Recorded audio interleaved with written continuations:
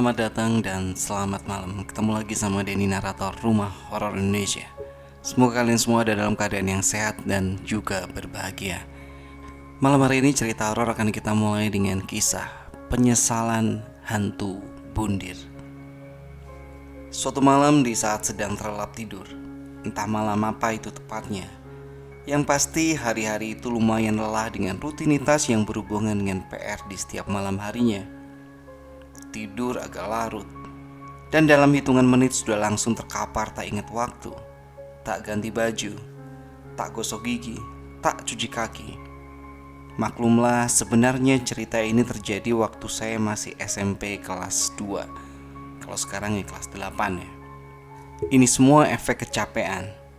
Tiba-tiba saya mendengar suara tangisan menyedihkan seorang perempuan. Suaranya agak keras di telinga, lumayan mengganggu lelapnya tidur saya di malam hari itu. Bulu kuduk mendadak berdiri. Mata yang tadi sudah sangat rapat sontak terbuka kaget. Setahu saya, pintu kamar sudah terkunci rapat semenjak tadi saya memutuskan untuk tidur. Suara tangisan perempuan itu masih terdengar cukup jelas, dan waktu itu menunjukkan pukul 1 malam. Rasanya tidak mungkin orang rumah yang malam itu menangis. Suaranya tidak terdengar seperti suara ibu, suara bibi, atau bahkan sepupu laki-laki saya. Lambat laun suaranya terdengar semakin melemah dan menyayup. Tiba-tiba saja saya teringat, jika suara itu adalah tangisan kuntilanak atau hantu dan suaranya terdengar keras, berarti dia sedang berada cukup jauh dari kita. Namun jika terdengar sayup dan lemah, berarti sosok itu berada sangat dekat dengan kita. Mata saya lantas melotot hampir keluar. Berarti dia sedang ada di sebelah saya sekarang. Rasanya mata saya hampir keluar saat tiba-tiba suatu sentuhan dingin di punggung terasa sangat nyata, membuat suasana di kamar malam itu bagai di neraka. Posisi badan saya memang sudah diset untuk menghadap tembok saat tertidur tadi. Mata kembali saya tutup rapat karena agak ngeri membayangkan apa yang ada di balik punggung saya. Sesuatu menyerupai tangan masih menempel di punggung. Walau punggung saya berbalut kaos, tapi dinginnya masih bisa saya rasakan, layaknya langsung menempel di kulit. Dek, bangun dek, tolong saya. Suara yang cukup parau berhasil membuat mata saya merem melek. Saya bisa jamin wahana halilintar kalah menegangkan jika dibandingkan suara parau yang memanggil-manggil saya saat itu. Saya tahu kamu gak tidur. Saya bukan mau mengganggu. Kembali saya dengar suara tangisan pedih setelah itu. Dengan perasaan tak karuan dan berat hati, pelan saya balikkan badan menghadap ke arah suara tersebut. Astaga. Di belakang saya berdiri seorang perempuan kurus memakai dasar putih penuh tanah. Kulitnya pucat merata seperti memakai bedak putih sebadan badan. Hanya saja ada beberapa tetesan darah di bagian mata, hidung dan mulut yang menurut saya disitulah bagian yang mengerikannya. Mulut saya menganga menatap sosok asing yang sekarang berada tepat di depan mata saya. Dan semakin menganga lagi ketika melihat seutas tambang melingkar di lehernya, terlihat terikat dengan sangat kencang. Mungkin inilah penyebab suaranya menjadi parau dan lemah. Refleks saya berkata, "Kamu siapa? Mau kamu apa?" Dengan mata sedikit berkaca-kaca, saking kaget bercampur takut. Dia menjawab, "Tidak perlu tahu siapa saya. Saya mau minta tolong, Dek. Siapa tahu adik bisa bantu saya." "Sesak, Dek. Saya sulit bernapas." Sambil tangannya mencengkeram tambang yang melilit di leher, suara tangisannya mulai terdengar lagi. Kali ini perasaan takut saya berubah menjadi perasaan iba dan sedikit kasihan, sekaligus bingung. Saya tidak mengerti apa yang bisa saya bantu untuk menolong dia. Saya coba untuk meraih tambang itu. Perasaan takut yang tadi sempat agak menggila sekejap sirna. Namun apa daya, sama sekali saya tidak bisa menyentuhnya. Seperti ada sesuatu hal yang menghalangi saya. Dengan berat hati, saya menggelengkan kepala. Maaf, saya nggak bisa bantu Mbak. Maaf. Kembali saya dengar dia terisak dengan suara parau yang keluar dari mulutnya. Posisi dia sekarang duduk hampir seperti bersujud, dengan suara tangisan yang sudah tidak mengisak lagi. Kini lebih terdengar seperti meraung. Singkat cerita, malam itu akhirnya saya memiliki teman baru. Karena walau saya tidak bisa membantunya, tapi malam itu kami habiskan dengan duduk berdua dan berbincang. Dengan hanya memanggil Mbak, dan dia memanggil saya dengan sebutan Dek. Kami bahkan tidak saling mengetahui nama kami satu sama lain. Kisahnya memang agak tragis. Akhir hidupnya dilalui dengan kisah yang pilu. Bekerja sebagai pembantu rumah tangga pada sebuah keluarga yang dulunya tinggal tak jauh dari rumah yang saya tinggali pada umur belasan tahun. Kemudian berpacaran dengan seorang laki-laki yang sering mengunjungi rumah majikannya. Hingga tak sadar, akhirnya kisah cinta mereka menghasilkan benih yang tak mereka harapkan.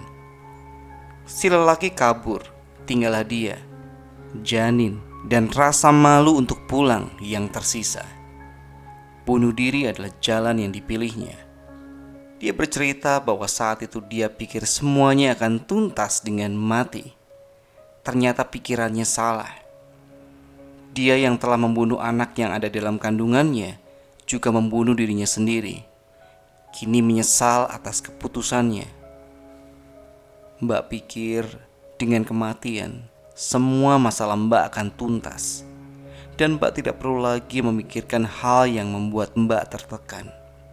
Tapi ternyata Mbak sekarang jauh lebih menderita. Sendiri, dingin, sesak, dan tidak ada sesuatu pun yang bisa membantu Mbak, ucapnya.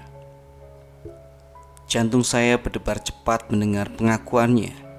Betapa tidak, beberapa kali juga sempat saya terpikir untuk mengakhiri hidup. Padahal kalau itu saya lakukan, mungkin saya akan merasakan seperti yang dirasakan oleh wanita malang yang sekarang tengah menangis pilu di hadapan saya. Dia juga bilang, rasanya seperti tidak diterima di mana-mana. Kala manusia sudah jelas tidak mungkin bisa kembali, dan di alam setelah mati pun tidak. Coba pikirkan beribu kali jika di antara kalian ada yang kepikiran untuk mengakhiri hidup dengan sengaja. Hal-hal yang menurut kalian sangat berat dihadapi kali ini hanya setitik saja dari penderitaan yang akan kalian rasakan nanti di sana. Masalah, penderitaan, dan segala kesedihan itu adalah sesuatu yang harus dihadapi, bukan dihindari. Mungkin gampang buat saya menulis hal seperti ini, seolah saya adalah manusia yang sangat optimis dalam menghadapi segala permasalahan. Tapi dengan menyaksikan sendiri pengakuan seorang teman dari dunia lain, percayalah, kisahnya membuat permasalahan terasa menjadi lebih ringan. Semoga cerita yang saya bagi untuk kalian bisa membuat kalian yang sedang merasa tertekan menjadi lebih hati-hati dalam mengambil langkah. Quotes dari penulis tadi itu bagus ya. Masalah itu untuk dihadapi, bukan dihindari. Apalagi dengan cara yang seperti digambarkan di cerita tadi ya. Kalau sudah tidak kuat, mari kita mendekat kepada Yang Maha Kuasa. Minta kekuatan, minta kebijaksanaan, minta berkah, sehingga kita bisa melewatinya. Amin. Cerita yang kedua ini dikisahkan oleh penulis ketika masih mengenyam pendidikan di SD, tepatnya kelas 2 di Riau dulu. Judul kisah ini adalah Misteri Gadis Keempat. Ayah saya itu kerjanya suka pindah-pindah. Maklum beliau adalah seorang kontraktor proyek. Dan pada saat saya duduk di kelas 2 SD, Ayah saya ditugaskan di Pangkalan Kerinci, Riau. Kegiatan saya selain sekolah yaitu mengaji selepas Isya. Karena tidak ada yang mengaji di masjid atau musola sekitar.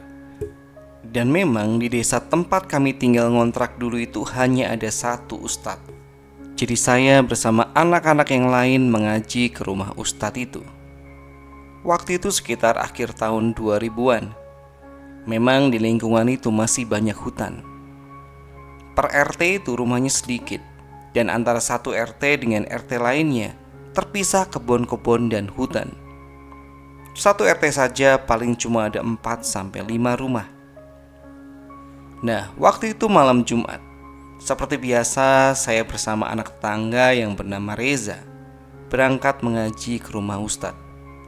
Saya dan Reza tinggal di RT 1, sedangkan Ustadz yang jadi guru ngaji saya di RT 2. Otomatis kami harus berjalan berdua malam-malam untuk ngaji Iqra ke rumah beliau. Jaraknya sih sekitar 500 meteran. Tapi karena lewat kebun-kebun yang nyampur sama hutan, jarak segitu terasa lebih jauh. Untunglah di tengah jalan kami berdua bertemu Ustadz dan 5 orang murid Ustadz yang lain. Kelima orang itu adalah 3 orang cewek dan 2 orang cowok. Kami pun langsung salaman dan cium tangan Ustadz. Lalu Ustadz mengajak kami untuk bareng ke rumahnya. Karena Ustadz bilang beliau habis ada perlu dari depan, maka berangkatlah kami bersama-sama. Karena saya dan Reza asik ngobrolin sesuatu, tanpa sadar kami berdua berjalan lambat dan tertinggal. Posisinya Ustadz di paling depan, lalu 2 murid cowok yang lain setelah Ustadz. Disusul 3 murid cewek di depan kami. Akhirnya kami pun melewati zona kebun-kebun campur hutan yang rasanya seperti lorong yang tak berujung. Sampai sekarang kadang saya masih merinding kalau ingat. Nah, di ujung kebun-kebun campur hutan yang merupakan satu-satunya jalan menuju rumah Ustadz itu ada sebuah rumah. Rumah itu didiami oleh sebuah keluarga yang kurang bergaul dan berbaur dengan masyarakat. Rumah itu tampaknya sepi. Hanya lampu di teras saja yang dinyalain. Itu pun terlihat redup. Tiba-tiba muncullah seorang murid cewek dari arah belakang saya. Dia kemudian berkata, "Dit, tolong bilang ke Ustadz, tungguin ya. Kakak mau ambil sesuatu dulu di rumah." Gitu katanya. Saya sih bilang jawab iya saja. Karena murid Ustadz yang cewek itu senior saya semua. Mereka kelas 3 sampai kelas 4 SD. Maka saya panggil mereka kakak. Kemudian si murid cewek itu berjalan tergesa-gesa dan berbelok ke arah rumah yang berada di sebelah kanan kami itu. Sebelum dia berbelok ke rumah itu, dia sempat noleh dari kejauhan ke arah kami. Saya gak bisa lihat dengan jelas siapa dia. Cuma hitam gelap gitu mukanya di balik kerudung. Saya sih awalnya biasa-biasa saja, karena memang lampu di rumah itu agak redup. Kemudian setelah menoleh sebentar, dia masuk ke rumah, buka pintu seperti biasa, dan masuk lalu menutup kembali pintunya. Setelah kami berjalan melewati rumah itu, saya heran, kok Ustadz dan yang lainnya terus saja jalan, padahal si murid cewek yang tadi masuk ke rumah itu ngeduluin yang lain dan melewati Ustadz juga.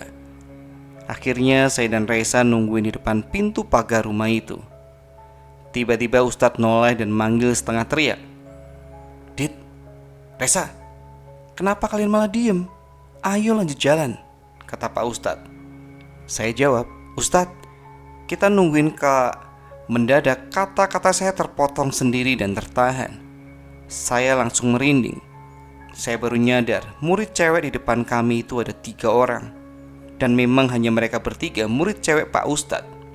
Terus 1 orang yang nyusul dari belakang tadi itu siapa? Aneh. Saya dan Reza saling adu pandang dan bingung.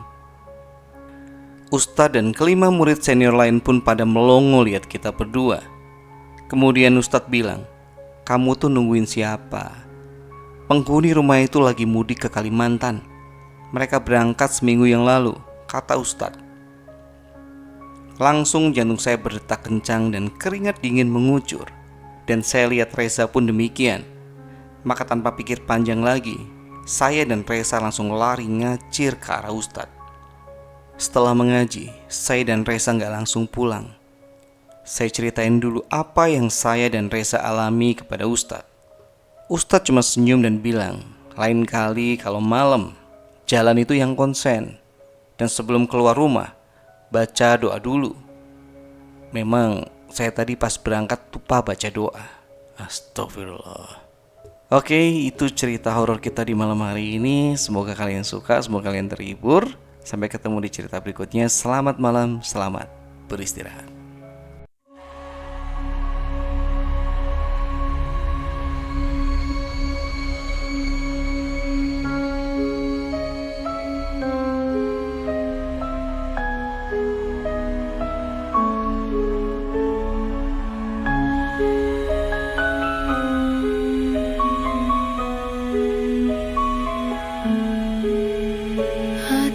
Berisik di tengah malam,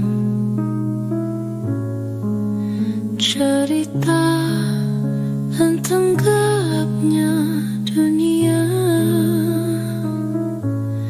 tangis sunyi, langkah menggema, misteri gelap di balik jendela. Rumah ini penuh cerita kelam, temani malam penuh rahasia. Dengar kisah